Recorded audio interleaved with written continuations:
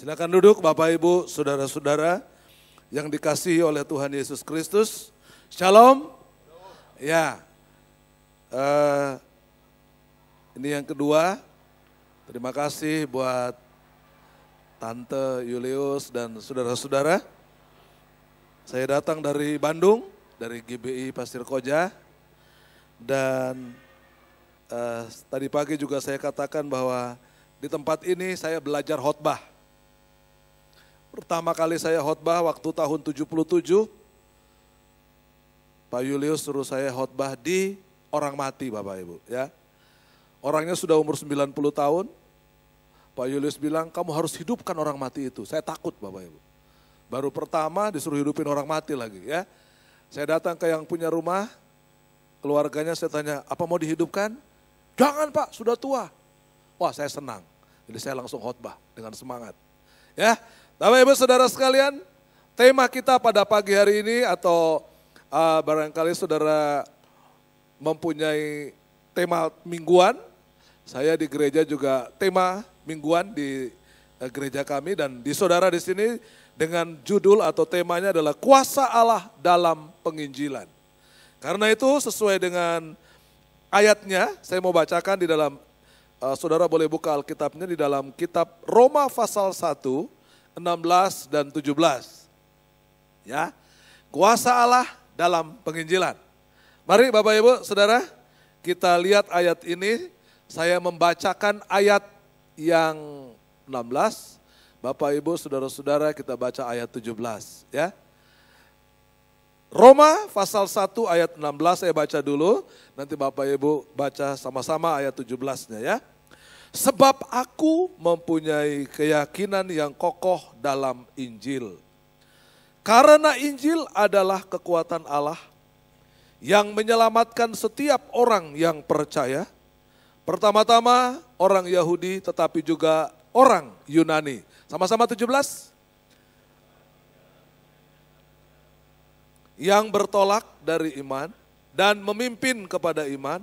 Seperti ada tertulis,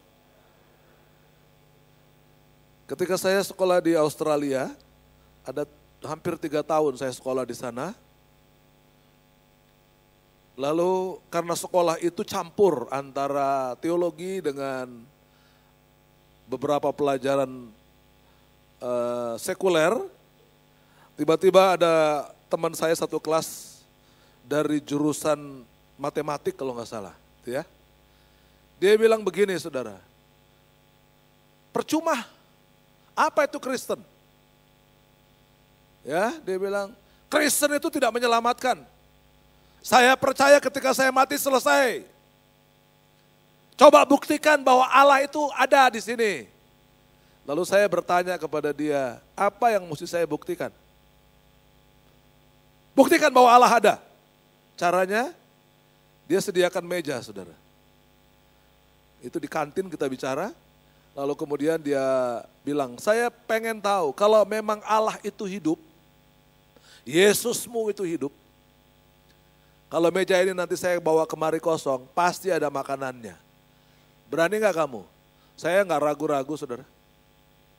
Orang benar bukan hidup karena melihat, ya, tapi karena iman. Saya bawa mejanya, bukan dia yang bawa saudara, saya gak mau dia yang bawa. Saya yang bawa mejanya, mau taruh mana meja? Taruh di lapangan saudara. Karena di sekolah kami waktu di sana itu ada lapangan, saya bawa ke lapangan, oke? Kalau kamu lihat nanti di meja ini ada makanan, apa yang kamu lakukan? Saya langsung percaya Yesus, bahwa dia adalah Tuhan.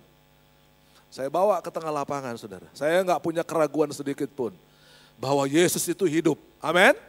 Saya taruh meja di lapangan, lalu saya angkat tangan saudara. Saya tentunya dengan bahasa Inggris. Tuhan, buktikan bahwa engkau ada di tempat ini. Saya baru ngomong begitu saudara, tiba-tiba dia bilang begini, stop.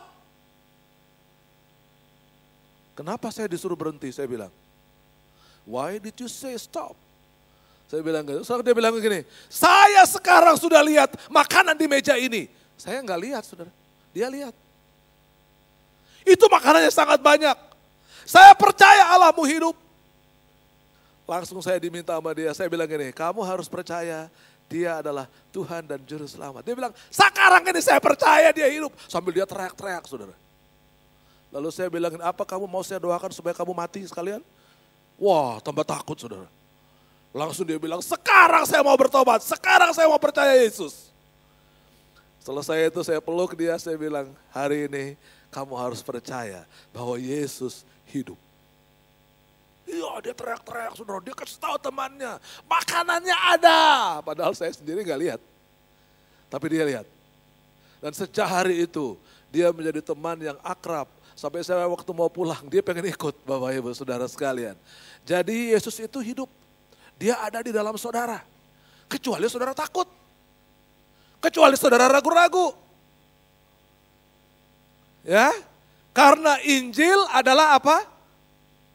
Kekuatan Allah, bukan kekuatan kita. Ya tadi saya cerita ini kenyataan tahun 2000, saya sekolah itu 2005 sampai 2003 sampai 2000 hampir 2006. Kenyataannya gimana? Orang-orang di sana itu pengennya realita, pengennya kenyataan. Kalau saya nggak lihat sesuatu, saya nggak percaya. Saudara kalau ditantang orang begitu, jangan takut. Mungkin kita nggak punya apa-apa. Tapi roh yang ada di dalam kamu lebih apa? Besar. Yang kedua saya waktu ke Leles Garut sini. Ya, Leles Garut, saya datang ke sana. Lalu security-nya bilang, Bapak siapa? Saya pendeta, saya bilang. Boleh nggak saya ketemu sama, itu kebetulan ada pesantren di sana. Terus si security cerita, ini ya dia cerita lah ya, sejarah pesantren itu yang pegang di sini ini bukan orang sembarangan. Dia ceritalah semua sampai dia bilang ini adalah keturunan Nabi yang ke-14. Sudah, dia bilang nggak mungkin dia mau terima. Pak, minta tolonglah Bapak ngomong dulu, kalau nggak boleh saya pulang. Saya tidak tahu saudara, tiba-tiba hari itu, saya digerakkan untuk pergi ke sana gitu. Jadi saya ikut kata Roh Kudus gitu. Berangkat saya ke sana. Gak mungkin tidak diterima Pak, ngomong dulu lah. Akhirnya security itu ngomong ke kiainya. Terus tiba-tiba security bilang begini, ini baru orang pertama loh, kamu boleh masuk, dia bilang. Masuklah saya sudah, di sekolah itu. Itu diskusi panjang lebar saudara. Muridnya di sana, kayak saudara gini, saya di sini. Terjadi diskusi panjang lebar tentang siapa Yesus. Wah dia hebat, dia tahu. Saya bilang Pak bukan hanya tahu, dia itu Nabi Isa. Saya bilang buat saya, dia bukan hanya Nabi. Di situ pembicaraan kita mengalami deadlock, saling mempertahankan. Saya sih nggak mau mempertahankan terlalu jauh saudara. Karena saya tahu ketika saya bicara ada kuasa Allah yang berbicara kepada dia. Sampai di puncak pembicaraan saya bilang begini sama dia. Bapak tahu kan? Tahu. Pembicaraannya begini saudara. Ya kalau tiba-tiba hari ini kita meninggal dunia. Bapak yakin masuk surga? Nggak yakin dia saudara. Saya belum tahu perbuatan saya. Biar nanti ada timbangan di sana. Wah, saya bilang timbangan gak usah dibawa ke sorga Pak. Dia tanya sama saya, kamu yakin? Saya bilang, hakul yakin bahwa saya masuk sorga. Saudara tahu siapa yang marah? Santri. Oh ada bahasa Sunda bilang ini, paehan Pak. Saya ngerti bahasa Sunda, paehan itu apa Bapak Ibu? Hah? Bodoh. Tapi itu enaknya saudara ya, itu enaknya mereka itu menghormati kiainya. Begitu dia berdiri, dia bilang ini cicing sia. Gak ada yang berani saudara. Yang berdiri tadi duduk semuanya. Coba kalau di gereja digituin jemaat. Kita angkat tangan, dia angkat kaki saudara kalau jemaat saudara. Dia angkat tangan itu diam semuanya. Lalu dia bilang begini, apa yang Bapak itu ngomong tadi, itu benar. Isa yang kita anggap nabi bagi mereka adalah Tuhan. Sebagian besar mujizat yang dilakukan oleh para nabi, Isa yang lakukan. Ketika saya mau pulang saudara, saya bilang sama dia, Bapak hanya percaya dia nabi? Nah ini kalimatnya yang luar biasa. Doakan, satu kali saya tidak anggap dia nabi. Lebih dari itu. Persoalannya tinggal satu. Banyak kita tidak berani membicarakan itu. Saudara nggak perlu capek-capek, ngomong aja bahwa Yesus Kristus itu bukan hanya nabi, tapi dia adalah Tuhan. Dia yang menciptakan dunia ini. Memang saya punya online mission saudara ya. Oh satu hari bisa 20-30 pertanyaan datang dari berbagai penjuru tempat saudara. Ya ada yang maki-maki, ada yang marah-marah. Tapi karena memang saya sudah buka, yes he is itu yang mungkin saudara tahu. Ada yes he is, saya salah satu pembicaranya di situ. Jadi saya kasih jawaban-jawaban sesuai dengan Alkitab. Ada yang paling ngeri saudara beberapa minggu yang lalu dia bilang begini, kalau kamu yakin bahwa Yesus atau Isa itu adalah Tuhan, dia bilang, mari kita duel. Waduh, duel? Terus saya jawab saudara, aduh sayang di Alkitab kita tidak pernah diajar duel. Bahkan saya kasih Matius 5 ayat berapa 44. Kasihilah apa saudara? Musuh. Kasihi lawanmu. Saya kasih ayat-ayat itu saudara. 8 kali saudara kita saling dia terus nyerang. Tapi di ke-9 kali dia bilang, sekarang saya tahu Isa itu bukan nabi. Tapi pembicaraannya mengerikan saudara. Sampai diancam-ancam kayak begitu. Sekali lagi Bapak Ibu Saudara sekalian, dia kekuatan Allah yang luar biasa. Tinggal kekuatan itu mau dipakai atau tidak. Saudara nggak pakai, kerugian besar. Sebenarnya Tuhan sangat rugi ketika saudara nggak pakai. Karena saudara sudah dikasih senjatanya. Ya, banyak tempat saudara yang saya datangi akhirnya orang bilang gini, ya memang pertamanya kita mesti harus, ya artinya sedikit jangan berdebat saudara ya. Kalau ya saya bilang biarin dia menang. Jangan berdebat, nanti kita kehilangan sasaran untuk Injil. Ya, berkali-kali saya nggak mau, ya udah kalau gitu kamu yang menanglah debat ini, saya kalah. Lebih baik begitu saudara. Saya pernah berdebat sama orang Madura saudara, dia kalah debat. Tapi bencinya setengah mati sama saya saudara. Saya berkali-kali datang sama dia. Saya minta maaf. Namanya Anang Suratman. Maaf, sorry. Ya kamu sok pinter, kamu ngotot gitu ya. Ya saya tadinya ngotot saudara, tapi ngotot itu tidak benar saudara. Ya, bersikeras, debat keras itu nggak benar. Ketika saya minta maaf sama dia nggak maafin. 8 tahun saudara, tahun ke-10 saya baru ketemu dia lagi. Tapi sekarang itu begitu saya ketemu, saya peluk dia, saya salami lagi dia saudara, beda pendapat dia. Sekarang sudah lain saudara. Terus begitu saya ajak pembicaraan kita, karena itu teman sekolah saudara ya, satu kelas. Sekarang dia bilang gini, apa yang kamu ngomong dulu itu benar. 10 tahun saudara. Apa yang keluar dari mulut Allah lewat mulutmu tidak akan kembali dengan. Dia bilang gini, kamu mau lihat saya di mana sekarang? Dia panggil istrinya. Istrinya bilang, dia sekarang jadi orang Kristen. 10 tahun saudara. Waktu saya ketemu, dia ternyata nikah sama orang Kristen. Dan dia jadi hamba Tuhan yang luar biasa. Firman itu tidak pernah kembali dengan sia-sia. Wah dia peluk saya, dia bilang ini nih.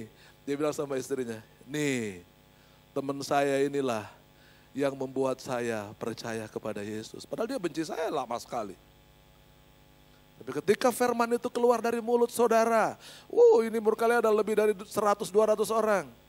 Itu kuasa Allah itu terjadi luar biasa Bapak Ibu. Sudah saya buktikan di banyak tempat. Di Aceh. Orang bilang gak bisa. Mustahil. Tidak ada yang mustahil. Karena firman Allah itu luar biasa. Boleh lihat lagi berikutnya. Injil itu kekuatan Allah. Dia dinamit. Dunamis ya. Itu bahasa Bahasa Yunaninya saudara. Karena Injil adalah kekuatan Allah yang menyelamatkan setiap orang percaya. Tidak ada keselamatan di luar Yesus. Loh, lalu ada dalam Yesus, kok kita nggak mau nyampein? Hati-hati dengan Yehezkiel 3 ayat 18. Kalau saudara tidak mau memberitakan orang yang tidak tahu tentang Yesus, lalu kita diam saja, dia masuk neraka. Tuhan minta apanya saudara? Tanggung jawabnya kepada saudara yang berdekatan dengan dia. Ya, saya tadi bilang waktu saya di Aceh saudara, wah harus diam, gak boleh ngomong. Bahwa kamu orang Kristen. Berhenti di rumah makan saudara, saya duduk. Dikasih makan, lalu kemudian saya bilang gini, kita berdoa. Pendeta sana bilang gini, Pak, doa masing-masing aja Pak. Kenapa? Ya Bapak tahulah tempatnya. Banyak sekali yang makan. Lalu saya bilang, oke, saya berdiri saudara. Mau apa Pak? Doa. Banyak orang tuh. Pak, jangan Pak, doa. Ya doa, saya bilang. Saya doa saudara. Saya angkat tangan lagi saudara, jadi orang liatin. Itu orang berdoa saudara. Habis saya bilang amin, ini gak amin saudara yang lain. Takut. Sampai amin pun saya bilang amin, gak bangun-bangun saudara. Lalu karena dia gak mau amin-amin, saya ke WC saudara. Jadi kalau dia digebukin kan saya udah gak ada. Saya sudah aman. Ada yang ikuti saya berapa orang. Dia langsung dia bilang ketemu saya, Bapak Kristen ya? Iya, kenapa? Kalau saya Kristen. Sudah jabatan tangan, Pak. Saya juga Kristen Pak. Ternyata sama-sama orang Kristen saudara. Takut dia. Ternyata yang makan itu hampir semua orang Kristen.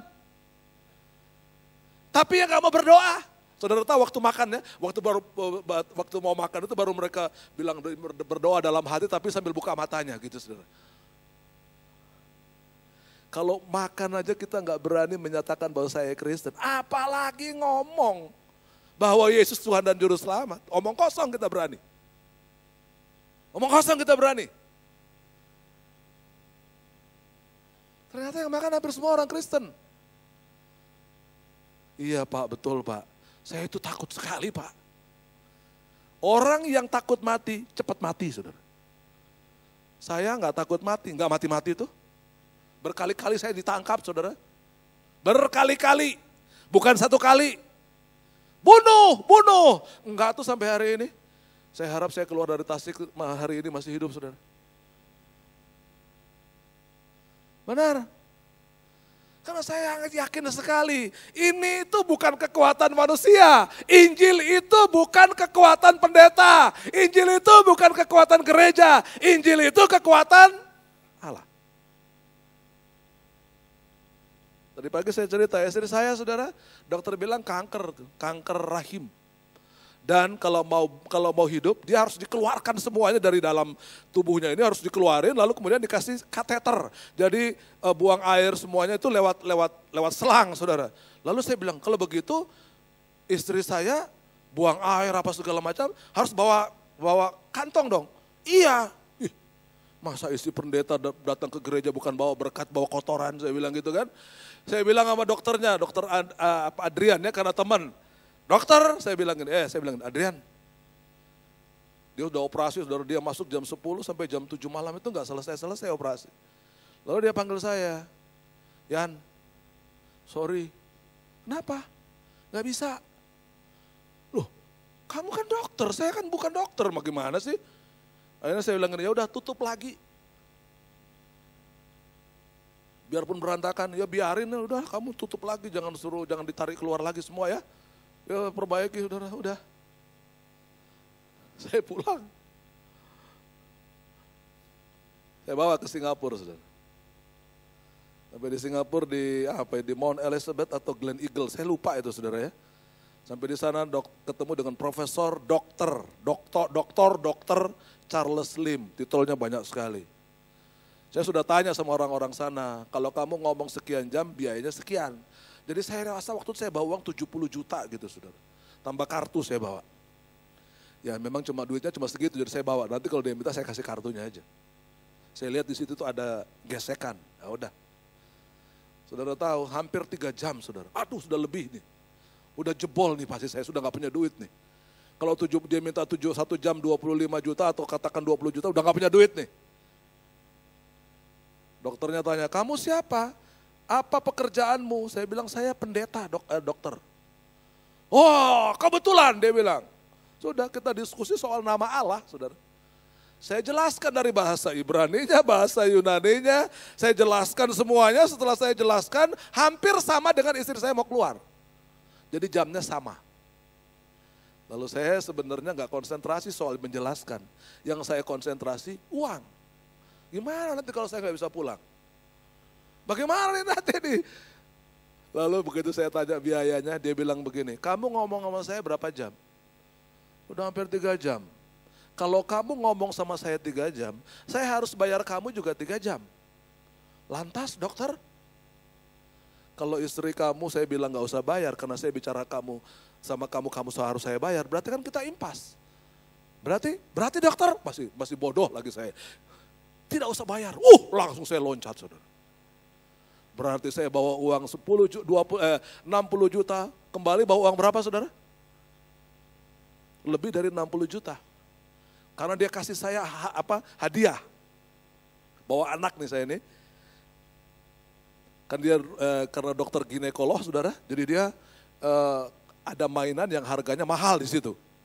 Namanya anak kecil saudara. Anak saya itu waktu saya bawa itu kira-kira umur berapa ya, 6 atau 7 tahun begitu saudara. Dia minta saudara tahu, namanya anak kecil kan. Dia gak mau yang jelek saudara. Kan dia minta yang mahal. Saya bilang gini, Rian, papi gak bawa duit. Kan dokternya yang nyuruh. Waktu saya belum tanya berapa harganya saudara. Setelah saya tahu gratis saudara. Bahkan waktu anak saya minta, dokternya langsung ngambilkan yang mahal saudara. Dokter ini berapa? Ini juga gratis. Aduh saya bilang sama anak saya, kenapa kamu gak minta 2? Saudara ya biasa manusia gitu saudara ya. Tadi papi takut. Jadi ternyata papi saya itu mau bicara pakai iman. Enak aja iman. Papa pakai duit, saya bilang kamu pakai iman. Ya, tapi luar biasa saudara. Dokter itu bilang begini. Apa pendeta? Pastor dia bilang. You should be.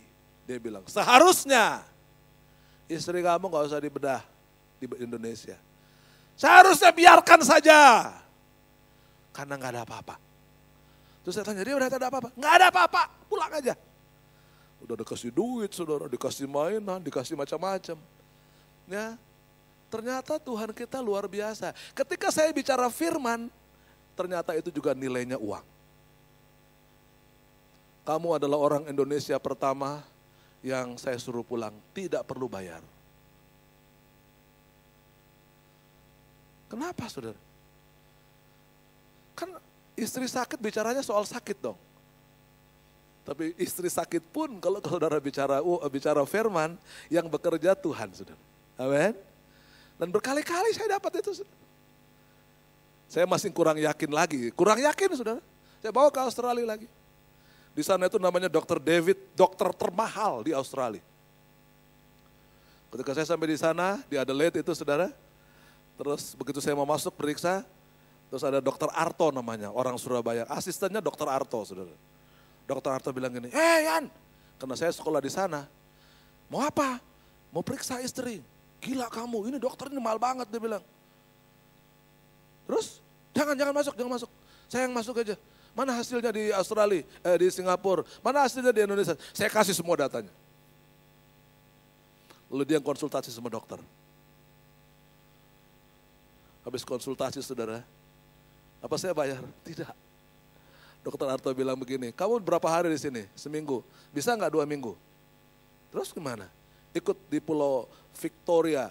Dia bilang Victor Harbor. Di sana ada satu pulau bagus saudara. 1, saya tidak bayar sama dokter. 2, saya punya tiket pesawat bolak-balik dibayarin sama dokter Arto. Dia periksa, dokter itu juga bilang, tidak ada apa-apa. Itu bukan kanker. Itu hal biasa terjadi pada wanita. Wah, semua luar biasa. Ya. Jadi Injil betul-betul adalah kekuatan Allah yang luar biasa, termasuk masalah keuangan. Masalah ekonomi saudara atau masalah apapun. Ya nanti saudara bisa baca di rumah Efesus 6 ayat 19-20. Itu Injil itu adalah rahasia Allah. Ya, Allah punya rahasia yang besar. Dan rahasia itu ada di dalam Injil. Bapak Ibu saudara-saudara. Ya termasuk ketika saya sekolah di sana saudara. Biayanya 114 juta per semester. Pendeta yang sekolah saudara dari mana duitnya? Kita ada 60 mahasiswa seluruh dunia. Ada dari Arab, ada dari Palestina, saudara ya. Nah setelah 2 tahun setengah lebih itu, kita lulus, saudara. Saya pikir saya lulus beberapa orang, ternyata saya sendiri yang lulus. Begitu saya di wisuda, saudara, dia bilang gini, wisuda yang pertama bukan diploma 1, bukan S1. Wisuda pertama adalah doktor pertama. Jadi saya rupanya di sekolah itu doktor pertama, saudara. Ya. Dan yang terjadi saudara saya dapat hadiah. Besoknya saya dipanggil sama Lord Mayor di South Australia. Dia bilang gini saudara ya, saya minta kamu menjadi warga negara Australia. Padahal beli warga negara mahal saudara. Saudara boleh tanya semua orang yang ke Australia, mahal. Saya bilang begini sama dia, tidak mau. Australia jelek, saya ngomong gitu saudara. Marah dia saudara. Kenapa kamu sekolah di sini? Ya saya mau sekolah supaya untuk melakukan penginjilan di Indonesia. Saudara, karena saya nggak mau saudara. Dia bilang besok kamu datang ke sana, ke sekolah, ngobrol sama principal. Ya your principal, itu kepala saya di sana. Waktu ngobrol saudara, dia bilang kami sudah menghitung biaya kamu selama di Australia. Mulai dari biaya uang kuliah, uang rumah, uang makan, sudah dihitung semua. Dan seluruh biaya itu dipulangkan saudara. Apa enggak istimewa? Apa enggak istimewa? Tuhan kita luar biasa seperti itu. Jadi jangan ada di antara saudara yang takut dengan memberitakan Injil. Saya bilang saya waktu dapat privilege bahwa dapat hak istimewa itu. Saya tahu karena saya sudah masuk di berbagai tempat dengan tantangan yang luar biasa, bahkan nyawa saya. Dan Tuhan ganti secara luar biasa. Poin yang kedua, saudara. Ya, silakan di ini yang kedua. Sebetulnya ini tadi, saudara ya, Kejadian 3:15, tapi saya tidak akan uraikan ini. Itu berkata, aku akan mengadakan permusuhan. Jadi penginjilan itu berbicara konfrontasi. Berikutnya coba lihat, konfrontasi antara gereja, mewakili umat Kristen, dengan kuasa kegelapan. Aku akan mengadakan permusuhan antara keturunanmu dengan keturunannya. Keturunanmu akan meremukkan kepalanya, kepala ular. Tapi keturunan ular akan meremukkan tumit. Kalau saudara baca dalam Efesus 6 ayat 15. Mari kita lihat saudara. Sebelum saya pindah ya, ini cepat saja saudara. Efesus 6 ayat 15, mari. Saudara lihat Alkitab saudara. Efesus pasal 6 ayat 15, bagaimana bunyinya? Ya di sini ada ya. Ya, coba mari sama-sama kita baca saudara. 1, 2, 3. Kakimu kerelaan untuk memberitakan. Nah, janjinya atau konfrontasinya adalah ular akan meremukkan kaki manusia. Dan saya bicara kaki itu bicara Injil, saudara. Tujuan iblis adalah menghancurkan Injil di semua gereja. Supaya orang tidak memenangkan jiwa. Jadi hati-hati kalau saudara tidak mau memberitakan Injil. Kenapa? Karena memang itu tujuan iblis. Saudara boleh ibadah, saudara boleh kebaktian, jangan memberitakan Injil. Dibikinlah rasa takut, dibikinlah rasa ngeri. Itu peremukan terhadap kaki. Dan kaki selalu saya bicara adalah Injil di setiap gereja. Berikutnya coba saya lihat lagi. Saudara ya, memang untuk melakukan penginjilan itu, hambatan yang ada itu, ya ketakutan itu dosa. Kalau saudara baca di dalam Alkitab, takut itu dosa. Saya taruh poin pertama, itu yang menghambat. Kedua, dana. Orang selalu bilang, kalau penginjilan kan biayanya besar. Betul? Saya tiap bulan mengirim orang saudara, biayanya nggak selalu lebih dari tergantung wilayah, tetapi rata-rata itu tidak ada yang di bawah 50 juta. Apalagi saya ke Kamboja. Ya, Kamboja, Vietnam, kita datang terus ke sana, kita bikin gereja di sana. Tapi saya bilang jangan jadi cabang gereja kita. Sekali pergi ke luar negeri kita 7 orang saudara, itu bisa 100 juta lebih. Selalu orang bilang, gak punya dana, gereja saya kecil. Kalau saudara lihat gereja saya itu kecil saudara. Tapi kita tidak pernah kekurangan untuk pergi misi. Ya, doa, harus ada doa. Jangan pergi sebelum saudara berdoa. Saya ketemu Peter Wagner di Pasadena, Amerika saudara. Dia bilang begini sama saya, you cannot change your country unless you put your knees. Kecuali kamu pakai lututmu untuk berdoa. Dan tidak pernah penginjilan akan berlangsung dengan baik kalau nggak ada tim doa di belakang saudara. Dan yang ketiga itu daya. Daya itu orang saudara. Ada nggak yang mau dikirim ke Madura? Ada nggak yang orang mau dikirim ke Aceh? Ada nggak orang mau dikirim ke Ternate?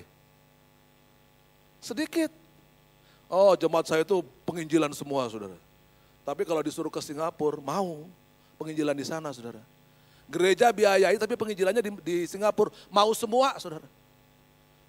Tapi kalau sudah saya bilang, Aceh, wah om, saya punya anak, punya istri. Ada yang masih muda belum nikah saudara, om saya belum nikah. Ya, sedikit orang yang mau pergi saudara. Nah ini hambatan-hambatan. Hambatan ini menghalangi orang lihat keselamatan dari Yesus. Jadi karena dihalangi terus, orang gak lihat keselamatan.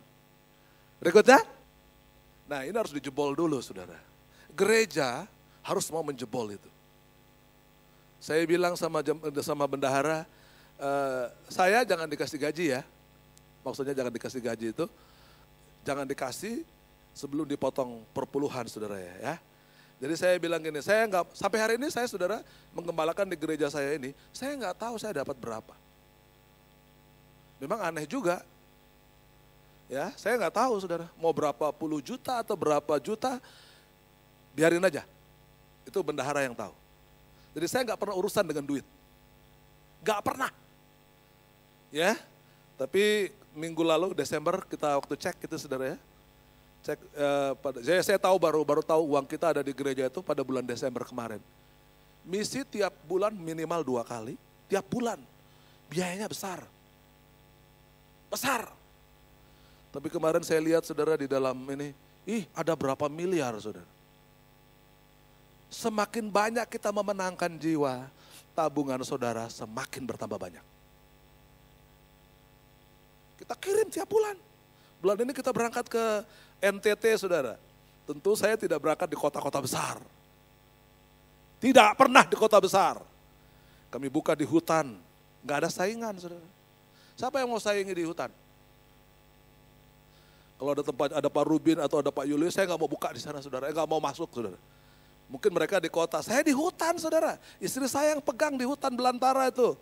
Ya sampai ada anak karisma waktu saya pegang di sana, dia bilang, om gak ada orang. Yang ada apa? Orang hutan. Itu di Kalimantan Tengah orang hutan saudara.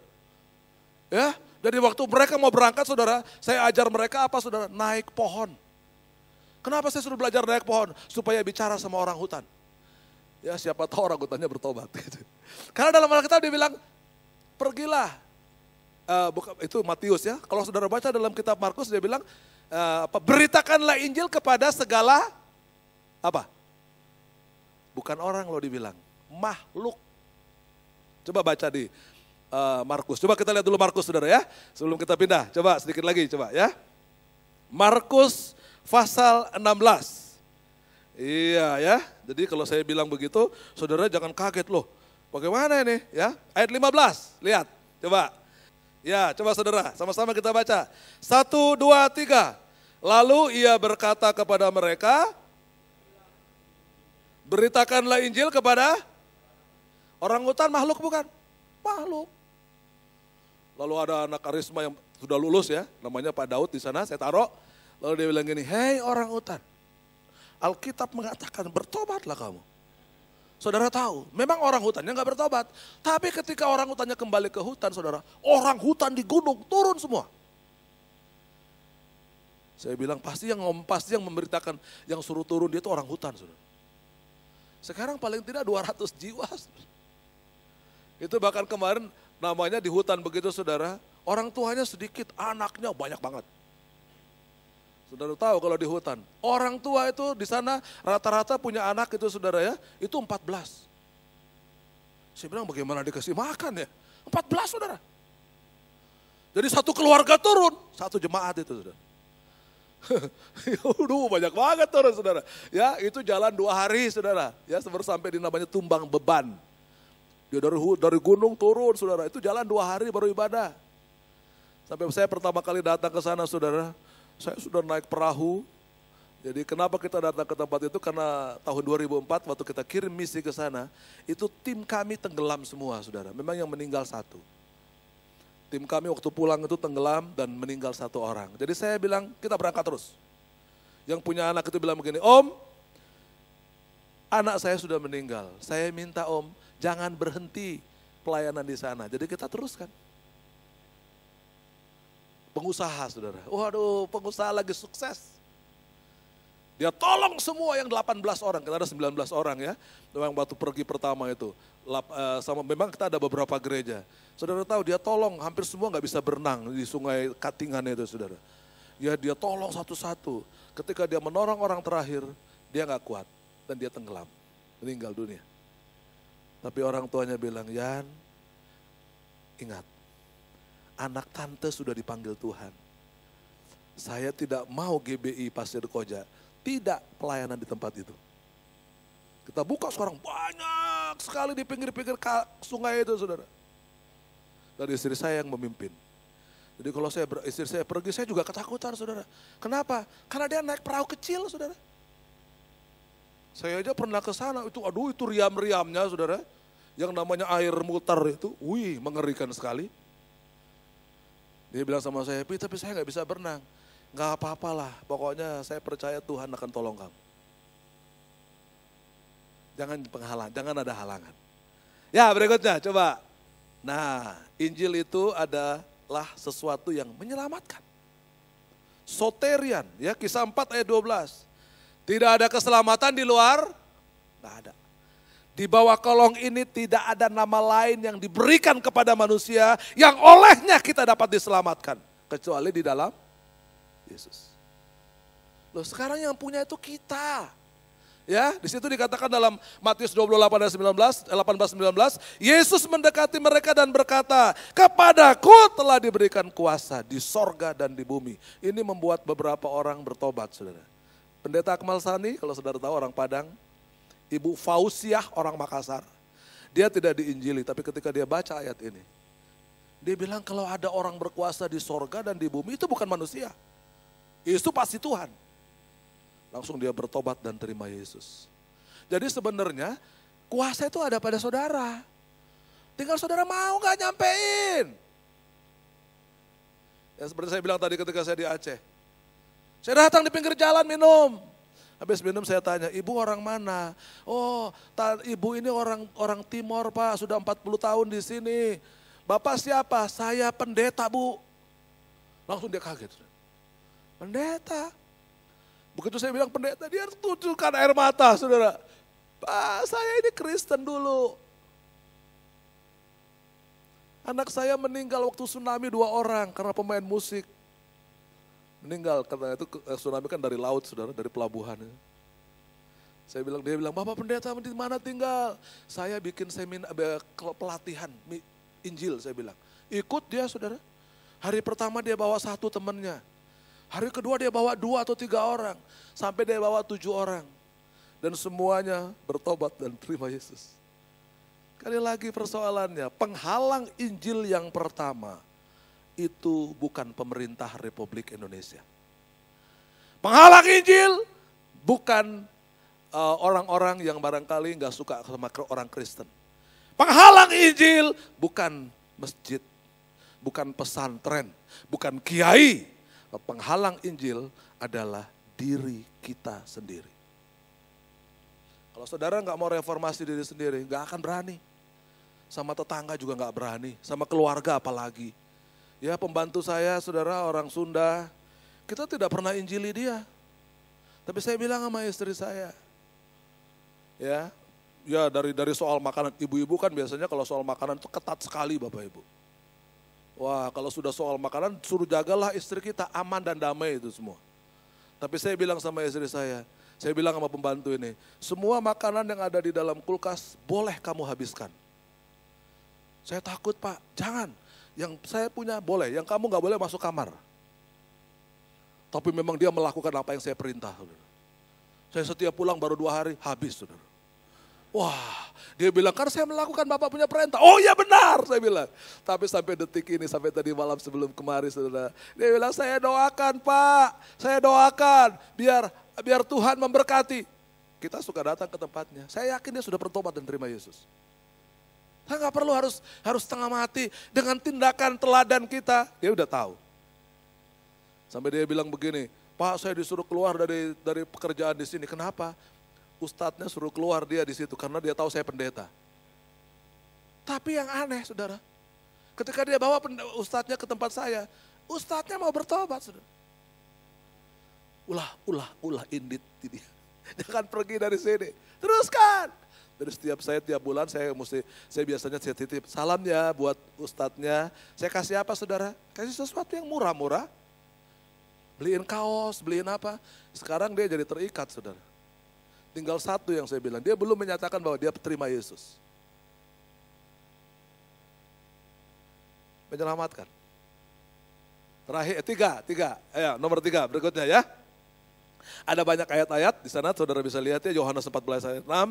Akulah jalan dan kebenaran, tidak ada seorang pun sampai ke sorga tanpa melalui Yesus. Ya, I am the truth, the life, the way and the life. Akulah jalan, I am the way. Akulah kebenaran, the truth and the life. No one come to the Father, ya, except through me. Kecuali melalui aku, kecuali melalui dia. Ya, nomor 3 Bapak Ibu ya.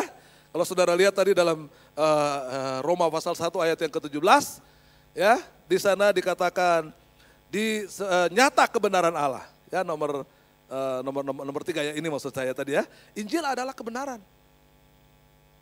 Yang lain itu bisa nggak benar, saudara. Pemberitaan saya kepada mereka bisa ditangkap dengan macam-macam. Tapi ketika dia terima Yesus, bisa mengubah semuanya. Ya. Jadi kalau saudara mau bisa, saya tetap ingat tuh Pak Julius ngomong dulu saudara ya. Bapak-bapak, ibu-ibu yang mau mencari mantu itu, nomor 1 itu, tanya sama dia, suka bayar perpuluhan atau tidak?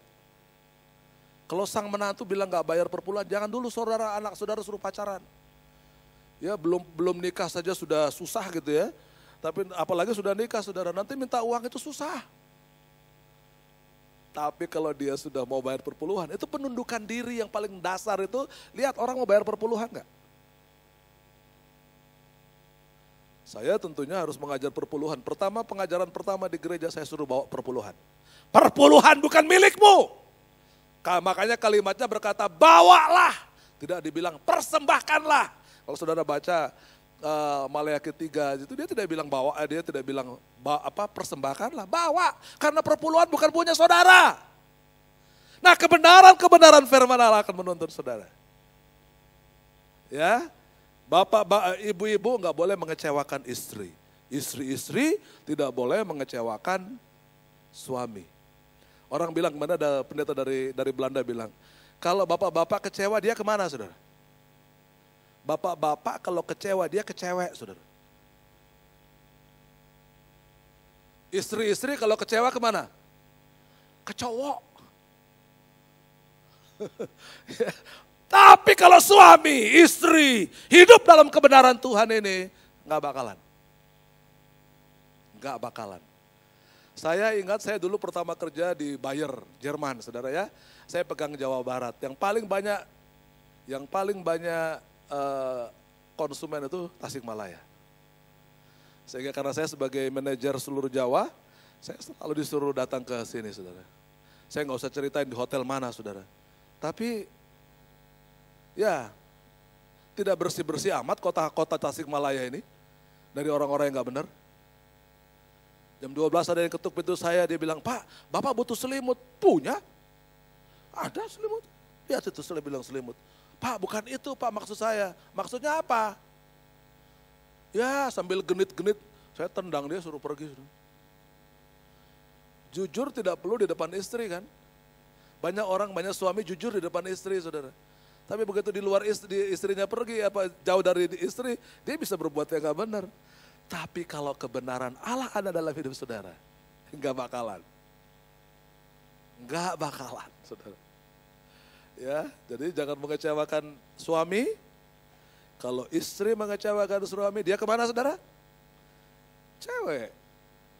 Istri kalau dikecewakan suami, dia ke cowok, saudara. Gak ada yang lain dia perginya.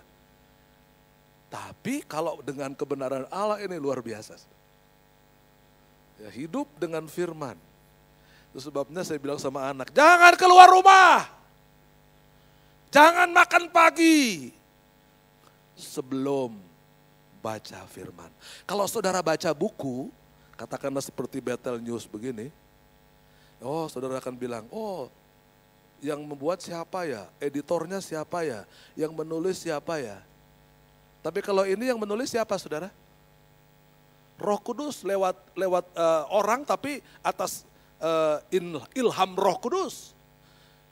Ya, kalau saudara baca Yohanes 1 ayat 1, pada mulanya adalah firman. Firman itu adalah Allah sendiri. Jadi kalau saudara baca Alkitab, penulisnya bersama dengan saudara saat itu juga. Dan dia bisa bicarakan apa yang akan terjadi sepanjang hari ini. Ya, saya mau ke Tasikmalaya, saya agak takut saudara, terus terang saja naik mobil ke Tasik itu, dari dulu saya paling takut. Jadi saya doanya lama itu, berhari-hari. Saya mau ke Tasik, gereja bilang, udahlah om jangan pergi sendiri, ada supir, pakai supir, gini-gini nanti kita atur semua. Terus saya doa saudara ya. Ya Tuhan kasih jawaban sama saya, perginya di atas jam 9. Memang tadi malam saya pergi dari Bandung saudara, hujan sih dari sana saudara ya.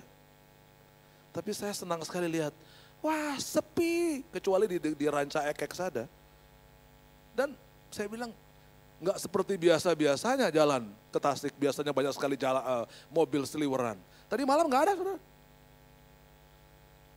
Jadi saya tahu ketika saudara pergi kemanapun bersama dengan Tuhan, aman. Amin saudara? Ya, karena dia menyertai saudara. Ketika saudara baca Alkitab, sang penulis bersama saudara. Dia bisa bicara. Saudara langsung tanya aja, Tuhan saya hari ini mau begini.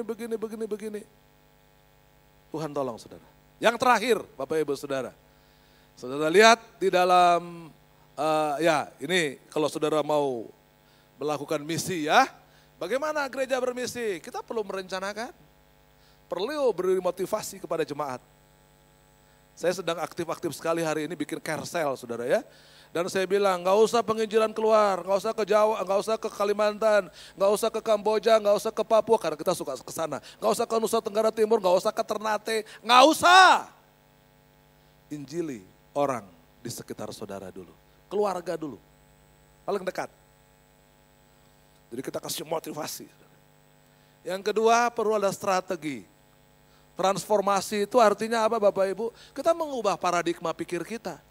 Saudara, kalau saudara berani bicara soal Injil, berkatnya luar biasa. Ya. Lalu yang ketiga perlu dukungan. Memang perlu ada daya, ada orang yang mau dikirim, ada dana. Gereja tidak boleh tidak menyiapkan dana.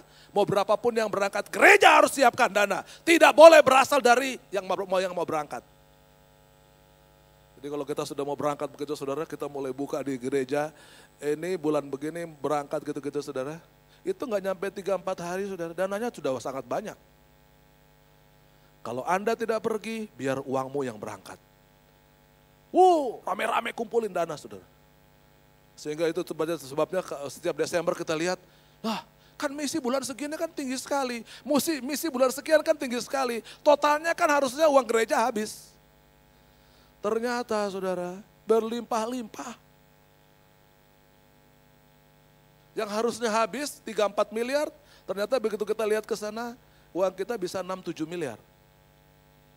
Padahal dipakai terus. Lalu perlu praktek, perlu lakukan. Ya sekarang saya nggak terlalu banyak pergi, tapi semua jemaat yang saya tunjuk berangkat. Selalu saya bawa 2 pengusaha ya. Kalau pergi gitu saudara, ada pengusaha-pengusaha yang terlalu banyak kritik saudara. Terlalu banyak kritik saya pendeta, itu saya suruh pergi saudara.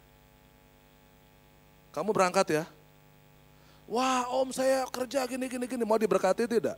Mau, kalau mau pergi. Kalau mau diberkati, tambah diberkati, pergi. Rata-rata mau saudara. Pengusaha-pengusaha yang angkuh-angkuh, sombong-sombong, saya suruh berangkat semuanya. Ya, begitu pulang saudara, mereka ketakutan. Ada yang saya suruh khotbah saudara di Ternate ya, pengusaha tuh. Om, saya seumur hidup belum pernah khotbah, hari ini kamu khotbah. Saudara, dia ketakutan saudara. Jadi sepanjang saya pergi-pergi di situ saudara, dia berdoa terus. Karena disuruh khotbah hari Minggunya. Ketika dia khotbah dia baru bilang begini, saudara-saudara, mati lampu saudara. Waduh dia tambah tegang sekali, aduh dia tegang. Ini kan di tengah sawah saudara, dia tegang sekali sudah pakai apa, pakai toa itu saudara. Wah mati saudara. Tapi khotbahnya bagus sekali. Begitu pulang saudara dia tanya sama yang punya tempat itu. Emangnya toa di sini berapa sih? Kenapa bisa mati lampunya? Oh kita pakai diesel pak, gini. Oke mulai hari ini dieselnya diganti yang baru. Dia yang beli saudara. Jadi gereja di sana diberkati, dia juga pulang baru dia sampai dia cerita di gereja sambil nangis saudara. Bapak, ibu, saya disuruh khotbah sama Om Yance, aduh takutnya luar biasa. Tapi dalam ketakutan itu karya Tuhan luar biasa. Dia memberkati juga gerejanya. Pulang gak sombong saudara. Masih sombong kamu? Enggak om, tapi saya jangan suruh pergi lagi. Jadi bagus sekali dan dia bantu terus gereja saudara. Ya ternyata Injil merubah orang juga. Merubah si penginjilnya juga. Yang terakhir Bapak Ibu. Bisa lihat nomor 4? Ya ini tadi iman. Ya, jadi tanpa iman tidak mungkin orang berkenan kepada Allah. Kalau mau menembus semua penghalang ini, kadang-kadang kita mesti pakai iman. Ya, tadi saya cerita, ini saya tutup saudara, saya suka ke Papua juga. Kita mau bikin lapangan terbang saudara. 300 meter biasanya lapangan terbangnya, karena yang mendarat itu pesawat-pesawat kecil. Pesawat MAF itu jumlah penumpangnya cuma 4 orang, 5 orang saudara. Kita bikin lapangan terbang itu 8 tahun Bapak Ibu. Kenapa 8 tahun lama banget? Iya, pohonnya di sana itu, ada satu pohon itu baru bisa selesai ditebang sampai dicabut akar-akarnya 1 tahun. 1 tahun. Saya bilang mungkin batangnya setengah gereja ini. Karena betul-betul hutannya di sana masih hutan murni hutan. Ya, saya kirim berapa puluh censo, rompol semua giginya saudara. Karena mereka nggak biasa pakai. Saya terpaksa tarik beberapa orang Jawa, tapi biayanya tinggi sekali saudara. Selesai, diperiksa sama Dishub, Dinas Perhubungan Udara. Kita bayar mahal saudara untuk masuk ke sana itu. Datangkan dari Jakarta sampai di Jayapura, dari Jayapura sampai di Sentani itu kita mesti masukkan dia ke dalam dengan helikopter TNI Angkatan Darat. Itu mahalnya luar biasa. Waktu itu 150 US per menit. Bukan per jam saudara. Jadi saya harapkan saya selesai ini mereka itu 1 jam dia pulang lagi gitu. Mahal. Dia periksa 3 hari saudara. Hari pertama kedua dia bilang bagus. Saya senang. Karena itu cuma tanah dikerasin aja. Pakai batu-batu kecil. Hari terakhir kita semua kecewa saudara. Karena di depan kita pikir ada bukit itu cukup jauh menurut pandangan saya. Ya 150 meter gak apa-apa lah. Dia bilang gak bisa. Pesawat pasti akan tabrak. Jadi lapangan ini dinyatakan tidak layak. Waduh, ini hampir 1.000 orang nangis semua saudara. Saya bilang, bagaimana ya? Kalau kita ledakkan saja pakai dinamit. Dinamit tadi. Kita hitung-hitung biayanya hampir 5 miliar. Beli bahan TNT-nya itu berapa? Itu meledakkan sebuah bukit. Tapi saya tidak putus asa. Saya bilang begini, saudara-saudara, Allah kita luar biasa. Amin, amin. Jadi mari kita doa puasa supaya bukit ini hilang. Hah? Hilang, bagaimana bisa? Bisa, saya bilang. Doa 8 hari, enggak hilang-hilang, saudara. Marah orang yang hilang semua, saudara. Kecapean, saudara. Doanya. Saya pulang ke Bandung, sampai Jakarta. Dari Jakarta sampai di Bandung. Ketika saya dalam perjalanan mereka bilang ini, Pak, longsor. Ada longsor, saudara, mendadak. Terus bukitnya hilang. Saudara lihat, iman bisa memindahkan gunung. Kalau engkau mempunyai iman sebesar biji sesawi, engkau bisa memindahkan gunung. Dan pindah ini, saudara. Saya kaget juga, saudara. Saya bilang, kapan hilangnya? Kemarin, Pak. Kita tidak tahu, Pak. Tiba-tiba pagi-pagi lihat, hilang. Kok bisa? Tuhan yang melakukan. Amin. Apa masalahmu? Saya sudah lihat ini dengan sendiri, saudara. Bukan hanya cerita. Tuhan bekerja dengan luar biasa. Amin. Dia hebat. Sekarang persoalannya kembali. Siapa penghalangnya? Kan saudara penghalangnya semua. Sama teman, sama tetangga kita nggak pernah bicara soal Yesus.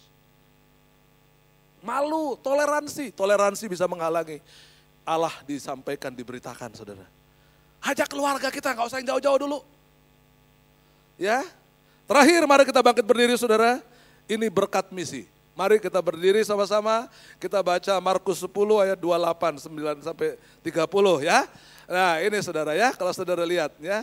Saya lihat itu anak-anak muda di sana tuh. Saya sering melayani di mahasiswa, saudara. Ketika saya di Filipina, saudara, mereka katakan, Pak, banyak teroris, Pak, di sini. Di mana terorisnya? Di Mindanao, saudara. Dikirimlah tentara membunuh banyak sekali teroris. Habis? Tidak. Terorisnya tambah banyak, saudara. Pemerintah Filipina merubah strategi. Yang dikirim adalah misionaris. Misionaris pertama dibunuh semua. Kedua, ketiga dibunuh semua. Tapi hari ini Mindanao sebentar lagi dimenangkan oleh Tuhan Yesus. Orang-orang teroris di sana pada bertobat. Salah satunya datang ke Manado tahun lalu, saudara. Ya, dan saya mengajar mereka 34 teroris dunia. Dari Al-Qaeda, orang-orang Yaman, Hizbullah dari Iran, jumlahnya 34. Dan mereka hari-hari ini sedang melakukan penginjilan dunia. Saya tidak pernah percaya Kristen habis di negara ini. Justru mereka sedang mencari jiwa luar biasa. Ya, saudara lihat berkat misi kalau saudara melakukannya dengan jujur, dengan baik. Ayat 28, Markus 10 ayat 28 saya baca begini, saudara. Berkatalah Petrus kepada Yesus, kami ini telah meninggalkan segala sesuatu dan mengikut engkau. Ayat 29, jawab Yesus, aku berkata kepadamu, sesungguhnya setiap orang yang karena aku dan karena apa? Injil. Karena Injil, sekali lagi. Meninggalkan rumahnya. Saudaranya laki-laki. Saudaranya perempuan. Ibunya atau bapaknya. Anak-anaknya atau ladangnya. 30. Orang itu sekarang pada masa ini juga akan menerima kembali berapa kali lipat? Kalau di tempat-tempat lain bagian Alkitab mengatakan 30 kali, 60 kali. Tapi kalau Injil berapa? Langsung paling tinggi, 100 kali lipat. 100 kali lipat apa? Rumah. Mau saudara punya rumah 100 kali lipat? Bukan lagi menjadi kontraktor, tapi jadi developer. Kontraktor itu kan orang tuh kontrak seumur hidup. Saudara akan menjadi pemilik. Saudara laki-laki, kita tidak kekurangan saudara. Nggak akan kesepian. Tidak akan kekurangan ibu, saudara perempuan, ibu, anak dan ladang. Sekalipun disertai aniaya dan pada zaman yang akan datang. Poin yang kedua, hidup di sorga. Berkat jasmani, tapi juga berkat rohani. Mau saudara semua? Bukan 30 kali lipat. Kalau yang lain-lain 30 kali lipat bisa 60 kali lipat. Tapi kalau Injil itu dia cuma kasih 1 kali lipatnya. 100. Langsung paling tinggi. Itu sebabnya saya bilang sama gereja, ayo. Sekarang itu kalau saya bilang ini, kita mau ke Aceh. Wow, daftar semua saudara. Saya yang milih. Dulu kalau dia bilang Aceh, oh, gak mau om, takut dibunuh. Singapura, semua daftar saudara. Kalau bilang Singapura semua daftar saudara. Tapi sekarang saya bilang gini, Papua, banyak yang daftar. Daerah-daerah yang mengerikan saudara. Tuhan memberkati kita semua, amin. Seperti dengan tema saudara, kuasa Allah dalam menginjil. Buktikan. Saudara yang sedang turun usahanya, buktikan. Saudara yang sedang mengalami masalah dalam rumah tangga, ayo pergi penginjilan. Jangan cari yang lain. Saudara diberkati. Amin. Terima kasih Tuhan Yesus, mari kita berdoa. Kau Allah yang luar biasa.